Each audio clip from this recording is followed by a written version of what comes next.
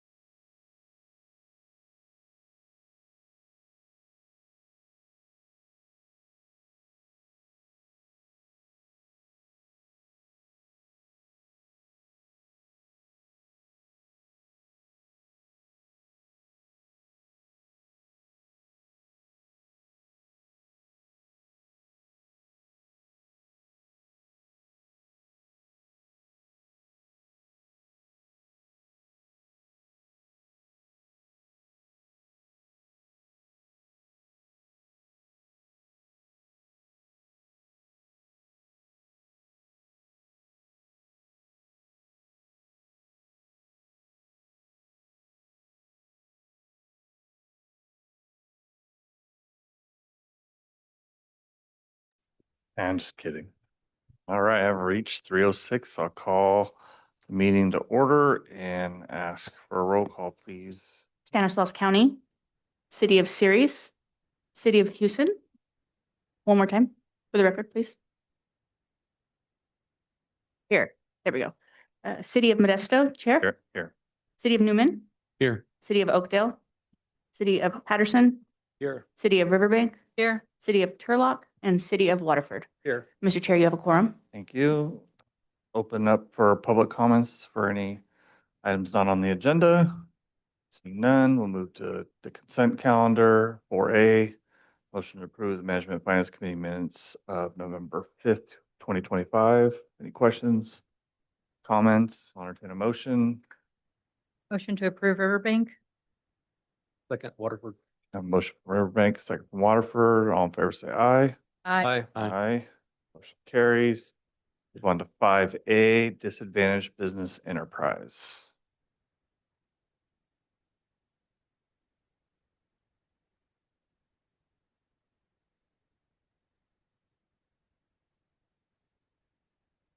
Is Jose Luis here?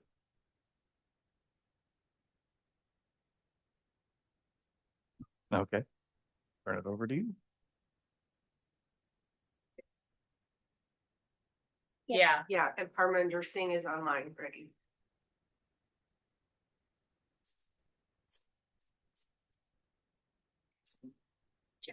What happened to that? So, I'll start. Can you mind, I guess? On recent changes that the Department of Transportation adopted for disadvantaged business enterprise. So basically, they eliminated the regulation and we should have had a copy of the DBE regulation, but and we can share that with you after this meeting. But it essentially eliminated the requirement. And I think, how most agencies in the state are handling it right now is they're implementing their own DBE requirements, but it's not something you're supposed to use federal funds on. There's no presentation? The presentation is being done by Parminder Singh from Caltrans. Oh, gosh. Okay, thank you. I'm glad you're here, Parminder. I thought that Jose Luis left me high and dry. Good afternoon, everyone. I'm Parminder Singh. I was muted and I was requesting to unmute me, so I think nobody could see. So I can give my updates. And yesterday I shared all the FAQ to the TAC meeting, and Kate was also there. So if someone can share that FAQ, it will be helpful for me because we are not using Zoom in Caltron. So is it possible? Yeah. I'm gonna go make prints of it and come back. Please, sorry. Yeah, if you can continue, we're gonna go make copies of that, Mr. Singh. Okay, don't- good. Yeah, all right. So I would give overview of the latest changes in the DBE program.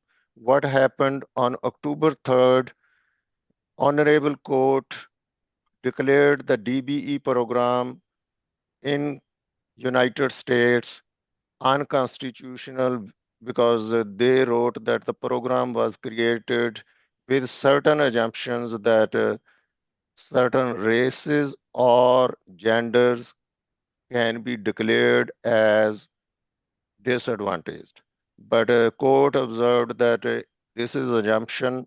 It should not be handled like this. It should be elaborated. And due to that, from October 3rd onward, the program is suspended.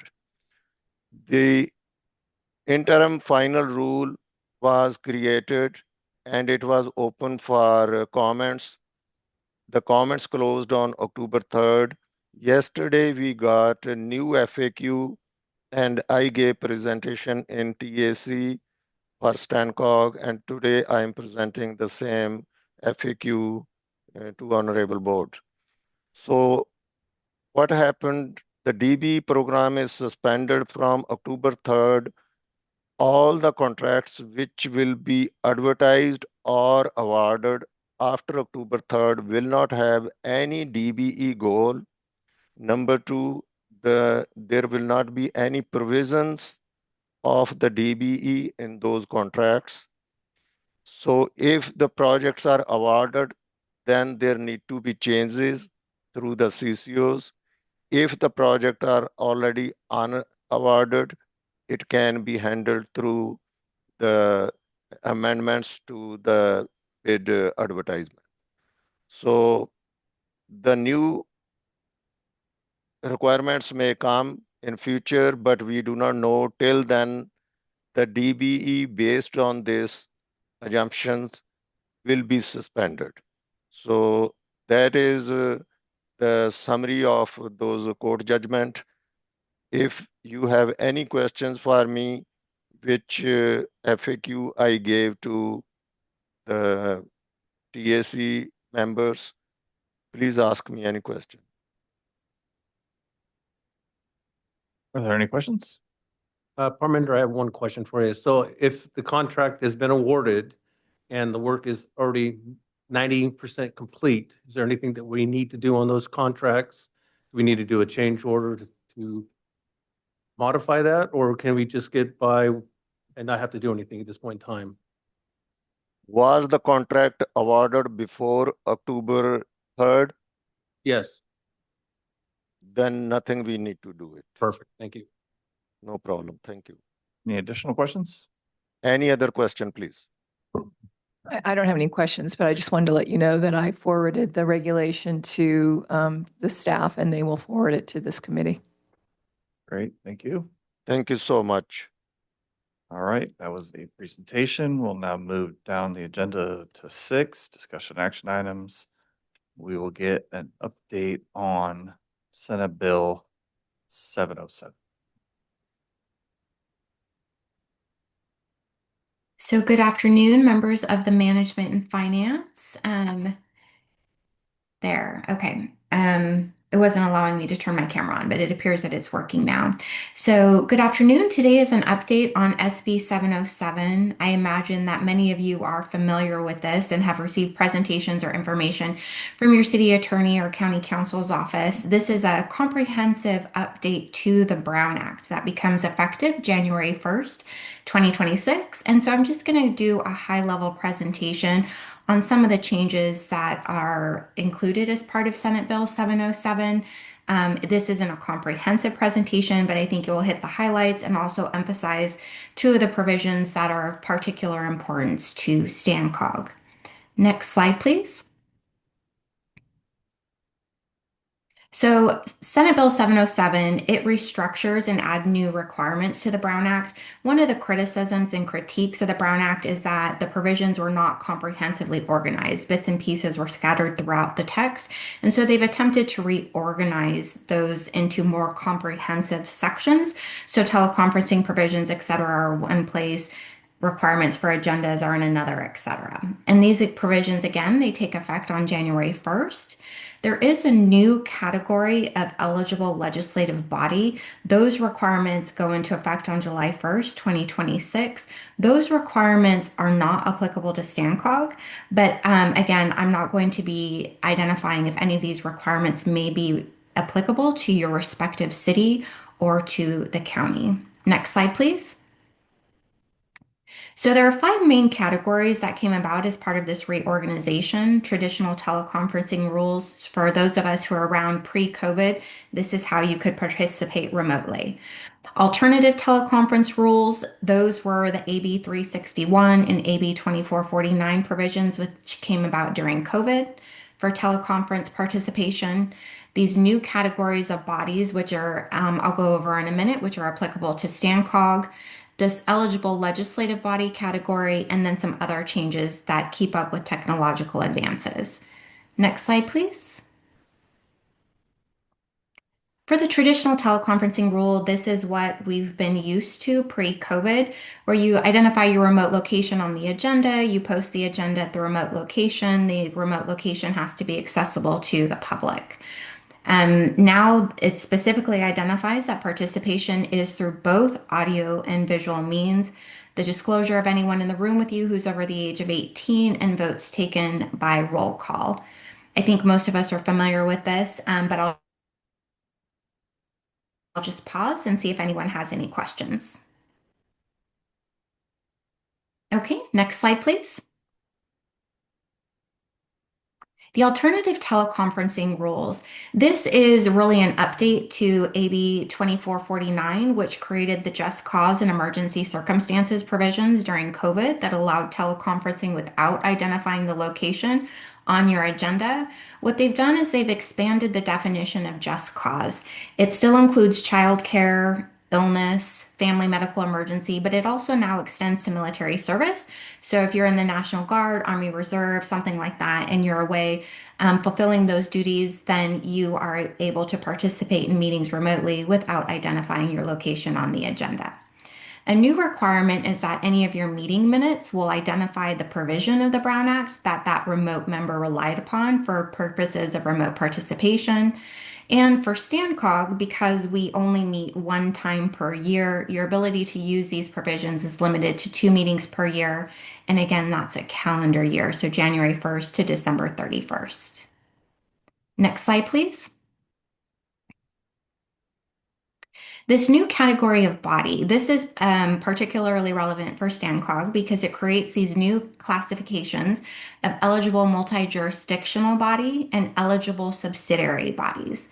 And as the name implies, a multi-jurisdictional body is a body that has representatives from more than one county, city, special district, or a joint powers entity. And StanCog is a joint powers entity, so we meet that definition. And then eligible subsidiary bodies are those advisory committees of an eligible multi-jurisdictional body. So the Management and Finance Committee would be an eligible subsidiary body. These, to qualify for this definition, these advisory bodies do not take final action on any items that are enumerated there on the screen. Of importance to StanCog is any final action on grants or allocations of funds. And none of the standing advisory committees at StanCog have that authority delegated to them to take those final actions. So again, all of our advisory committees meet this criteria and are eligible subsidiary bodies. Next slide, please. So there are all kinds of new requirements now that must be met in order for an eligible subsidiary body to conduct their meetings via teleconference. You have to designate one physical meeting location and you have to have at least one staff member present. We generally use the policy board room where you're seated now and have a staff member there. And we identify the agenda there as well, but not the remote location for purposes of these provisions. Again, members have to appear on camera, and there are 2 exceptions for this now. If a member has a disability that results in their need to participate off camera is the first exception, or if the member has internet connectivity issues that prevent them from showing themselves on camera, but the member does have to announce that before turning off their camera. And it's interesting that they've now identified this disability requirement. That was an Attorney General opinion from 2024, and they've now codified that in the statute, making it very clear that this disability needs to be accommodated for purposes of the Brown Act and participation in meetings. An additional carve out here is elected officials. If they are serving as a member of an eligible subsidiary body in their official capacity, and we do have one of those, we do have a member of our policy board who sits on our Valley Vision Stanislaus meeting or steering committee. Those individuals cannot participate remotely unless they use the traditional Brown Act teleconference rules, meaning their location has to be identified on the agenda has to be posted at that remote location, and that location has to be open and accessible to the public. The policy board also has to make certain findings by way of resolution in order for any of the advisory committees to use these provisions, and they have to do it once every 6 months. So here it's reminiscent of AB 361 from the start of COVID, whereas during that period we had to do it every 30 days. Now it's every 6 months. Next slide, please. And these are the findings that the policy board would have to make by way of resolution. And this is intended to enhance and increase participation from members as part of advisory committees. So the policy board has to consider the circumstances of the body. They have to identify that teleconference provisions would enhance public access, would also promote the attraction, retention, and diversity of eligible subsidiary body members. And then also the eligible subsidiary body has to have the ability to present its recommendations directly to the policy board. So I'll pause there and see if anyone has any questions on these new categories before moving on. Okay, next slide, please. For the eligible multi-jurisdictional bodies, and this would be the policy board, again, they can use teleconferencing provisions, but they have to do certain things. They have to adopt this resolution authorizing the teleconferencing, and there has to be at least a quorum of the members in one or more physical locations that are open to the public and within the agency boundaries. For StanCog, that boundary would be Stanislaus County, and again, one or more physical locations open to the public within the boundaries. A member of the policy board, so one of our elected officials, can participate remotely if the agenda identifies the member of the policy board that plans to participate remotely. So this is we're identifying the member, but not the location. The member participates using both audio and visual means, and the remote location is more than 20 miles away each way from the physical location. So there's that geographical requirement now to allow somebody to utilize this provision. And again, because the policy board only meets one time per month, a member of the board can only use this 2 times per year. And again, that is on a calendar year basis. Next slide, please. Eligible legislative bodies, I'm not going to spend too much time on this because it is not applicable to StanCog, but it imposes new requirements on this new definition of an eligible legislative body, which includes city councils and county board of supervisors in jurisdictions with populations of 30,000 or more. And it also applies to large special districts that meet certain thresholds for full-time equivalent employees, and that threshold is 1,000 or more employees. So again, these provisions are not applicable to StanCog, so I'm not spending much time on them, but again, they may be applicable to your respective jurisdictions. Next slide, please. And then lastly, the Brown Act attempted to get in, become more modern and recognize the use of social media by members of a legislative body. Number 2 there, it identifies that members of a legislative body can use social media. Previously, there had been concerns and challenges about conversations or interactions on social media being potential violations of the Brown Act in serial meetings. Now it specifically identifies that you can use social media for public engagement, provided that your members of your legislative body don't start engaging back and forth and using it to discuss agency business amongst themselves. The other requirement is we're now required to provide a copy of the Brown Act to any person who is elected or appointed as a member of the legislative body. And again, this becomes effective January 1st, 2026. So you can expect to receive some lovely reading material from us in January. And that concludes my presentation, and I'm happy to take any questions. Any questions of Monica? Nope. All right, thank you, Monica. Thank you. We'll move on to 6B, fiscal year 23-24, Measure L, locally controlled compliance report update. Good afternoon, committee members, and thank you, Chair. So in front of us is the agenda for this presentation. First we'll go over several slides that talks about the background for locally controlled funds of Measure L. Then we'll have a very brief discussion about it and then some highlights. Next slide, please. So I'm not going to read these, verbatim. Basically, these provide some background about, when was Measure L being approved by the voters of Stanislaus County, as well as, it's a special fund, deposited, monthly. And in fiscal year 2023 to 24, the Measure L revenues received was about $61.14 million. And the master funding agreements for with each of the Stancock's member agencies, basically have allocated funding for the three categories pertaining to local control funds. Next slide, please. And for Standout TA, Stanislaus Regional Transit Authority, the Turlock Transit, part of the City of Turlock, and MOVE, Stanislaus, they receive a portion of Measure L funds specifically for transit operations and programs. And this also touch upon reporting. Stancock receive monthly reports from the local agencies, and we provide these reports to the different standing committees and the policy board. Next slide, please. So one part of Measure L, pertains to maintenance of effort. Again, I'm not going to read, every single word here, but basically highlights, the calculations for the annual maintenance of effort compliance requirements, as well as and other special circumstances that local jurisdiction may want to present to the Stancock Policy Board for special considerations. Next slide, please. And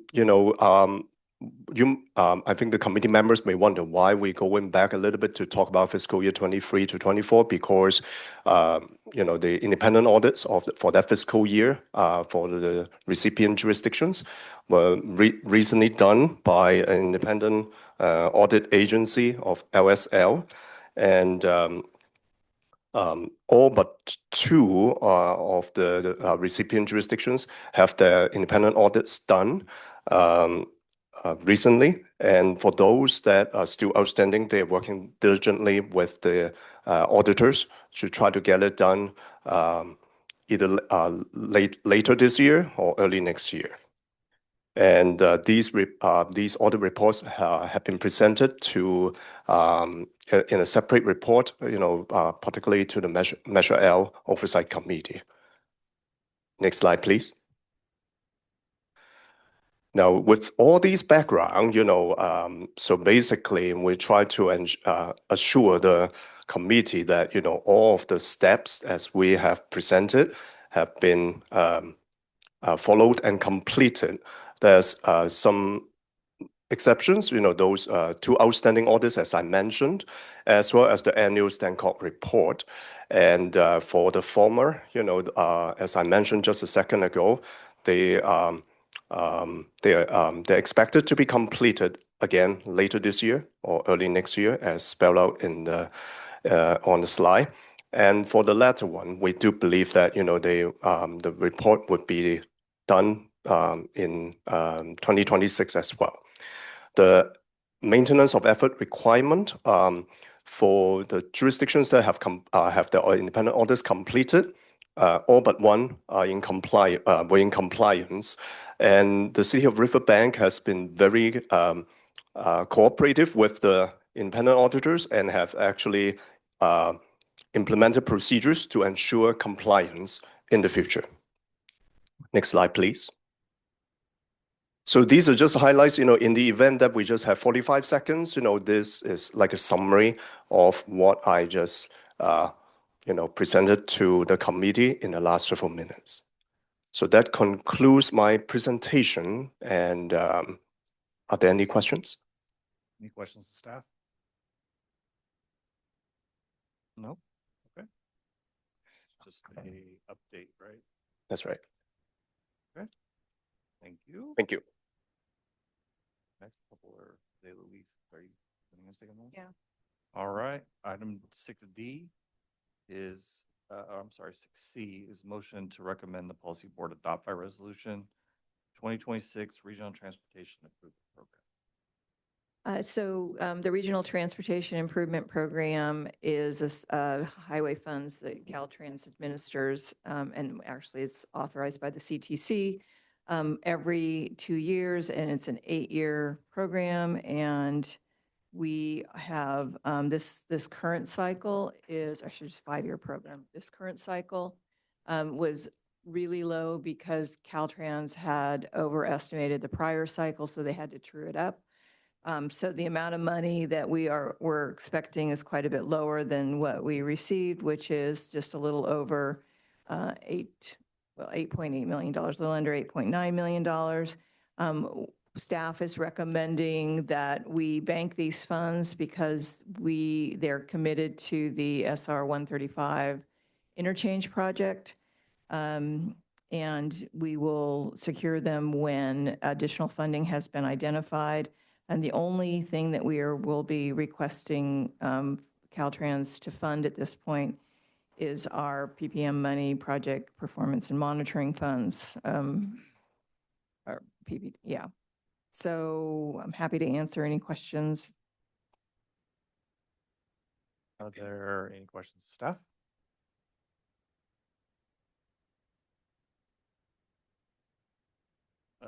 This is an action item. Is there any public comment on this? All right, I'll bring it back to staff for motion.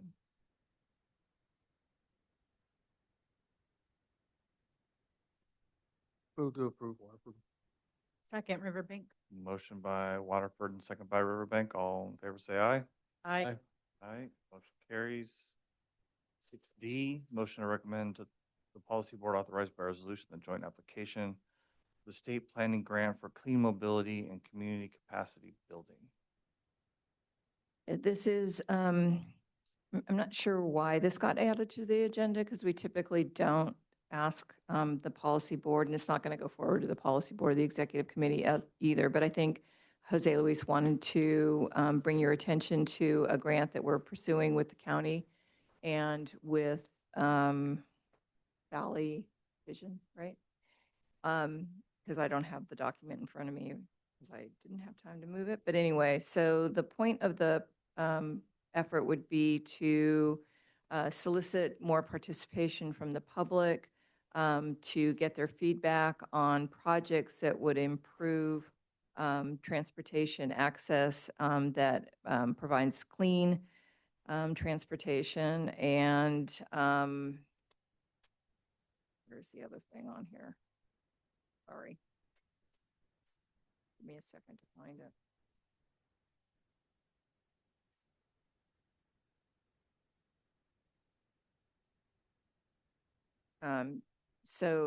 The draft application is actually attached, and the idea is to strengthen the equitable access to safe, clean, connected transportation for historically underserved communities, in which we have many in Stanislaus County that meets that criteria. We hope to use this to inform the regional transportation plan and the SCS. So I'm happy to respond to any questions about the application, and we'll certainly get back to you should we get funded. Questions? I'll go out to the public for any comments. Turn to the committee for motion. Motion to approve, Riverbank. Motion Riverbank, second Houston. All in favor, say aye. Aye. Aye. Carries. 6E, motion to recommend the policy board adopt by resolution contributions to the 2026 California statewide local streets and road needs assessment. Again, this is probably more of an information item, so certainly we have the authority to spend $10,000 for this. But every year there's a contribution towards the statewide local streets and roads needs assessment. This basically is an effort to demonstrate the needs to maintain our local streets and roads at a certain level. Jurisdictions voluntarily provide funding for this across the state. And it's based on formula. If we were to strictly base our contribution on formula, it would be $3,000. But Jose Luis is recommending that we fund this effort at $10,000 to make up for shortages from jurisdictions in our county that are not contributing. So again, not sure why it's on the agenda, but happy to take any questions. Are there any questions? Go out to the public again. Seeing none. bring it back for any comments or promotion? We also don't know which jurisdictions have contributed and which haven't, so I'm not going to out any particular jurisdiction. Some of you. More fun. All right. No questions? Anybody want to make a motion? Move to approve Waterford. Second, Newman. Got a motion for Waterford, second for Newman. All in favor, say aye. Aye. Aye, motion carries. We'll go on to item 6F for professional services agreement for grant writing. Yes, this item is really just a continuation of an existing contract that we have, but to fund it at $150,000 more to help us with a couple of critical grant opportunities that are coming up right now. It's the federal build grant that we're pursuing for the Dakota to Gates and SR 99 and SR 132 interchange. While I think we could certainly do a halfway decent job, there's some technical elements to these grants now that we don't have the capacity to fulfill. A lot of it has to do with modeling. We don't run our own model. So we need the resources to get professional support to help us complete these grant applications. And this would award Mark Thomas with the grant or with the contract to do grant writing for us. Happy to answer any questions. So Does Mark Thomas currently hold the RFP? Yes. They currently hold the contract, but it's expired and we've exhausted the funds. It seems to be a missing piece of information on here. And also, is Mark Thomas charging by the hour, and it's not a flat rate? It is by, they have hourly rates for their various staff members, and that's how they do it, yeah. Let's make sure it wasn't a flat. No. I'm missing where this funding coming from. This is coming from Measure L because these are Measure L projects, so it comes from the project funds. So do you know if it's coming from the 1% that we have recently allocated? It's coming, it's not coming from that. It's not coming from the marketing. outreach. We've actually stopped using those funds because Public we're outreach. unclear about the legitimacy of them. So we've stopped using those funds and we're using the project funds instead. So this is the project money already identified for Mhm. Measure L, Mhm. for the 132 project at the state. Any other questions? Any other questions? A question, just to clarify, there was an RFP for this year. Okay. And Mark Thomas was the That's right. chosen. Okay, thank you. All right, I will go to the public on this. No public. I will entertain a motion.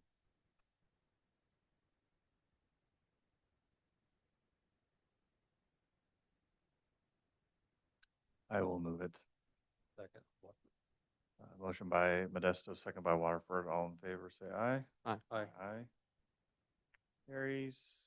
Go to 8G, federal funds received and expenditure. Thank you, Chair. So most of these reports have been presented to the committee before, but we would like to take this opportunity to highlight an additional attachment in this packet. So the agenda is very brief, so let's move on to the next slide. So again, these are just some background information about Measure L, so I'm not going to repeat it. Next slide. So there are 5 attachments in this packet. So these bullet points for the first several ones, basically highlight the first attachment, which is basically like a historical record of Measure L funds received by fiscal year and month. So for October of 2025, we got about more than $5 million of Measure L funds. And so far for this fiscal year, through October, we received more than 15 million. And compare October of this year to the same month last year, the revenue received was approximately $713,000 higher. But fiscal year over fiscal year, though, we are about the same. So, because monthly receipts of sales tax revenue fluctuate from month to month. And then the next two attachments basically tabulate the Measure L funds allocation by jurisdiction, category, and/or project. Now, without further ado, let's move on to the next slide. So there's a new attachment, number 4, which basically tabulate the expenditures of Measure L funds by various jurisdictions for the first quarter of this fiscal year, July through September. And this report is based on the Measure L reports we received from various jurisdictions. And we're looking for comments and feedback of this one.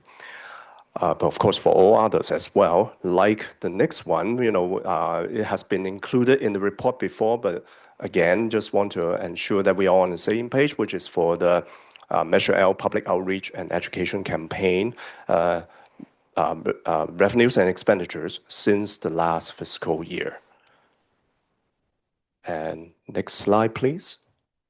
So again, I'm not going to repeat these highlights, but again, when we only have 30 to 45 seconds, this is a summary of what we just have gone through. Now, committee members, you guys may wonder, okay, will the last slide be just the word questions? No. Next slide, please. So I don't mean that we need to go over all of these numbers, but just this is attachment number 4, in terms of the format, and we're looking for comments and feedback. Thank you very much. Any comments or questions on this report? I think it's better. I think there's a lot of information included, like category breakdown and what's being expended. So I think this really does well to highlight what's being expended. Thank you very much, Chair. Comments? I would definitely say I agree. I like have the more information. And although it says we haven't spent anything this year, you should get a nice little sum coming here shortly. We look forward to it. We all look forward to it, Just Mike. finish the product. And at some point in time, I'd love to see the history of some of this too, like how much has been expended to date and then the various categories. Have we ever seen, there's an annual report, isn't there? There's an annual report, and then also be all on our websites. We have to keep track of all our projects spent, and so that should be able to show a whole lot of information. Right. And we have some comments from the MLOC on some of that. And we're going to be, I think I told you last time, we moved the program over Jose Luis. And so there'll be a staff member that's actually a Measure L program manager. I'll talk a little bit more about this as my executive director report, but the websites are kind of, a little bit all over the place. And so we really need to find a way to make sure that they're updated, and we're all and we're just as guilty. So we just need to do a better job. And the report is in the works, and we are not going to meet the 180-day deadline, which is at December 31st to have that report out. But we will have it out hopefully February-ish. So I do have a quick comment. So I know we have a consultant, or Stancog has a consultant that's been working on the websites. One of the things that my finance manager brought up, and I think the good idea is, like you said, we're all over the place because we all have individual different types of web pages. In my opinion, in her opinion, it'd be probably better that we had one location that showed all the information and only have a link on our web page to that information. So everyone's get the same information, all jurisdictions, and it's all in the same place. I guess I could probably hand this out now because we are talking about Measure L, and so it is on the agenda. But I gave this document, it's a memo to your staff at the Technical Advisory Committee yesterday. And it basically outlines some ways to improve oversight, but, you know, it was really meant to be a discussion about we don't want to add work, but we want to improve transparency and reporting. And, you know, there wasn't like general support for everything on here. I do think that there was an acknowledgement that things maybe could be improved. We had actually suggested that we host all the information on our website, and then the jurisdictions just have a link to theirs. But I mean, it's kind of complicated. And the city of Modesto, I want to call you out, Joe, but you were the star in our assessment of the website structure. But that said, I mean, you have a lot of information on there. You have Kate. all of the. Yeah. Kate, I'm sorry, can you speak into the Yeah, microphone? sure. You have all of the information on there. One thing you didn't have is your project cost, but the projects were on there. So I mean, it just depends on the jurisdiction. You know, I think Waterford, you have all your reports on there, and the reports are all well done. There's some jurisdictions where the reports are, you really just kind of half-baked, and they don't have even the information that anybody would need to really understand what the project is, where it is. So we are going to be working with you and your staff on that. But I wanted you to have this because a lot of the information here is how other counties manage their sales tax. You know, I know that this has been going on since 2017, so it might be hard to shift gears now. I think one of the things that I really wanted to do, and it got a lot of pushback on, is actually to have an annual list of projects that are moving forward and when they start, to get a project number so that we can actually track that project and provide, you know, consistent information about a project. But that was something they felt like would add a lot of work. And so, you know, like I said, I'm open to suggestions, but I do think that we need to have a better way of doing this. So one of the things I think that we could do is glean a lot of information from the reports if the reports are done well. So that, I think, is probably what we're going to push on a little bit. But I do like the idea of having one website. I would love to hear, you know, think about that and give us your feedback, because then it's going to be consistent across all jurisdictions, and I think it will be really helpful. And then you'll have a link on your websites, and people can, you know, get your project information as well as other jurisdictions. So. That. The questions on this report? I think the only other thing that I'd kind of maybe be interested in talking about a little bit is we have the 1% for the outreach and education on here, but not the 1% for the general admin on top. And, you know, we're 10 years into Measure L, and there's never been a true up of those monies. Yeah. And I've always been a firm believer, like, if the money's not spent, then the money should go back to the pot to be redistributed to all the agencies according to the formula. And there's just no true up of that information. So yeah, I feel like in full transparency, having both 1% accounted for helpful. And in full transparency, we should also be doing project reports. So that's something else. I mean, we're going to impose the same discipline on ourselves moving forward. We want to give you that information on Measure L and to provide you with how we are using that. And we will be able to do that when we close our books. And we're hoping that we will have that at the end of February. Fingers crossed, because there's a lot that has to be done. And I mean, to that point, we have hired or will be hiring. Well, I'm not going to go over it. This is not on the agenda, so I'll wait until my executive director report and share with you other things we're doing. Great, thank you. It's encouraging. And I appreciate the report, Franklin. All right, we'll move on to 6H, Management Finance Committee meeting schedule for calendar year 26. Hi, so Management and Finance Committee normally meets the first Wednesday of every month. We are dark in July, so we are recommending we stay within the same schedule, meet every month, first Wednesday at 3 p.m. Does anybody have any issues on their calendar going forward? Any issues on the calendar? The only thing I think that's been discussed on the calendar before is location Mm-hmm. and whether or not this location still suits the needs of everyone. I know like Newman, Patterson, you guys come from long distances when I get to just walk across the street. So there should be fairness somewhere, but also understanding the burden and the requirements of SP 707 and everything else that goes into it. So I know if Doug was here, that's what he would say when I'm just channeling his efforts. Chair, there's a request to get closer to your microphone, please. Okay. Does anybody want to tackle that, or we want to just approve the calendar and deal with it later?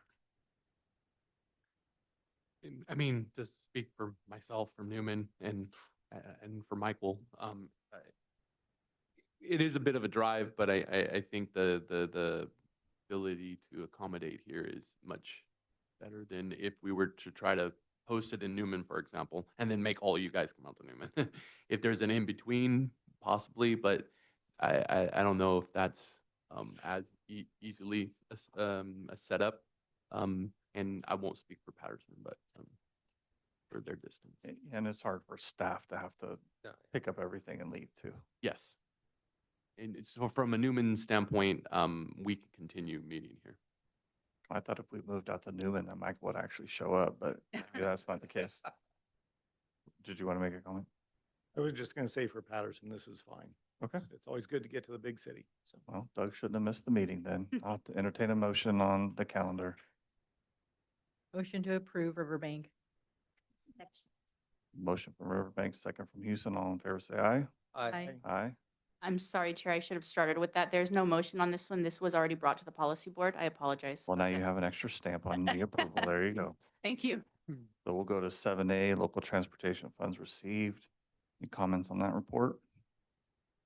All right, we'll move to 8, Caltrans report. Caltrans on? No Caltrans? All right. Executive Director report. Well, you got an earful on the item on Measure L, and I just wanted to make sure that you got the information that was given to your staff yesterday. And again, it was about having a discussion. I understand that, this agency has not been using the TAC for, sort of vetting potential policy ideas to get their feedback on what works, what doesn't work. And I would really like to see us do that more so that there is buy-in on the things that we're doing, and that I think fosters cooperation and makes our lives all easier. So, so stay tuned. So that will be the kind of modus operandi why I'm here, and I can't guarantee what will happen after I leave. The other thing that I was suggesting that we do moving forward is, and if this is of interest to you, is to include the policy and executive committee meeting agendas if they're different on this agenda, so that the executive director can go through what's on the agendas to, so that you can respond to any questions that your governing boards might have, your representatives on So stand. you're saying to attach the future policy board meeting into this agenda, like an informational report? Yeah. So Oh, it would be, good. the executive director would review the documents, and then you could respond, have any questions. And then, like I said, your reps probably are more likely to reach out to you and ask questions than they are to reach out to us. So if that's helpful, Very. I think that's something we ought to do moving forward. It might just be the policy board, because sometimes it's just some redundancy, but if there's any differences, then we would add both of them Yeah, I to the think agenda. just having that under information would be tremendously helpful. Okay, great. Well, we would review it, or whoever will review it. So the only other thing I wanted to share with you is that on tomorrow's or Monday's executive committee and Wednesday's policy board, we are going to ask them to approve a contract with Brown Armstrong to provide a staff member to oversee our finances for 12 weeks. And I think that will probably be sufficient time. It's about $89,000, and I asked the board's approval for 15% contingency in case they're not done in the 12-week period, and we don't have the time to go back to the board to ask for more funding. So I'm the person who's doing it. I work with Ryan Nielsen, but his staff member has been a finance director at a public agency and is familiar with the fund sources that we have, so there won't be time wasted looking up regulations and things like that. And they also obviously have a lot of fund management experience. They've also worked in the private sector and been doing audits for a zillion different public agencies, including other COGs and RTPAs. So I'm happy to answer any questions about my report. Questions or comments on the executive director report? Those are all positive changes. All right, we will now move to member reports. Member reports. All right, I will move for adjournment at 3:56.